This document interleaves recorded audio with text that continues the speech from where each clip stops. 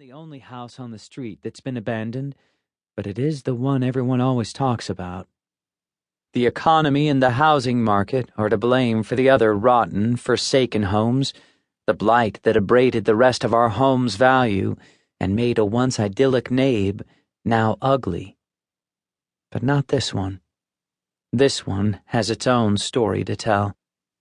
I ram my hands into the pockets of a gray jacket and press on. The lake this morning is angry. Waves pound the shores of the beach, sloshing water across the sand. Cold water. It can't be more than 35 degrees. Warm enough that it hasn't thought to freeze, not yet anyway, not like last winter, when the lighthouse was plastered with ice, Lake Michigan's swell frozen mid-air, clinging to the edges of the wooden pier. But that was last winter. Now it's fall. There's still plenty of time for the lake to freeze. I walk a body length or two away from the lake so my shoes don't get wet, but still, they get wet. The water sprays sideways from the lake, the surf a solid 4 or 5 feet high. If it were summer, tourist season, the beach would be closed down, dangerous swimming conditions and rip currents to blame. But it's not summer. For now, the tourists are gone. The town is quiet, some of the shops closed until spring. The sky is dark. Sunrise comes late and sunset early these days. I peer upward. There are no stars. There is no moon. They're hidden beneath a mass of gray clouds. The seagulls are loud. They circle overhead, visible only in the swiveling glow from the lighthouse's lantern room. The wind whips through the air, upsetting the lake, making it hard for the gulls to fly. Not in a straight line, anyway. They float sideways.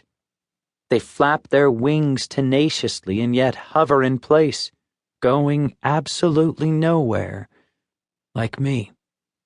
I pull my hood up over my head to keep the sand out of my hair and eyes. As I crisscross the park, heading away from the lake, I pass the old antique carousel. I stare into the inanimate eyes of a horse, a giraffe, a zebra, a sea serpent chariot where a half-dozen years ago I had my first kiss. Lee Forney, now a freshman at the University of Michigan, studying biophysics or molecular something or other, or so I heard. Lee isn't the only one who is gone. Nick Bauer and Adam Gott are gone too. Nick to Caltech and Adam to Wayne State, playing point guard for the basketball team. And then there's Percival Allard, a.k.a. Percy, off to some Ivy League school in New Hampshire. Everyone is gone. Everyone but me. "You're late," Pretty says, the sound of a bell overhead tattling on my overdue arrival. She stands at the register, counting dollar bills into the drawer. 12, 13, 14. She doesn't look up as I come in. Her hair is down, tight curls of silver rolling over the shoulders of a starched, no-nonsense blouse. She's the only one in the room who's allowed to have hair that is let down.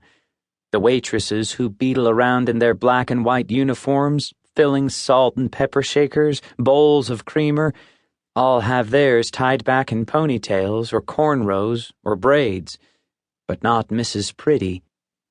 I tried to call her Bronwyn once. That is, after all, her name. It says so right there on her name tag. Bronwyn Pretty. It didn't go so well. "Traffic," I say, and she sniggers. On her ring finger is a wedding band, given to her by her late husband, Mr. Pretty. There's speculation that her incessant nagging was the cause of his death. Whether or not it's true, I can only assume. She has a mole on her face, right there in the sallow folds of skin between the mouth and the nose, a raised mole, dark brown and perfectly round, which always sports a single gray hair. It's the mole that makes the rest of us certain Pretty is a witch. That and her maliciousness. There's room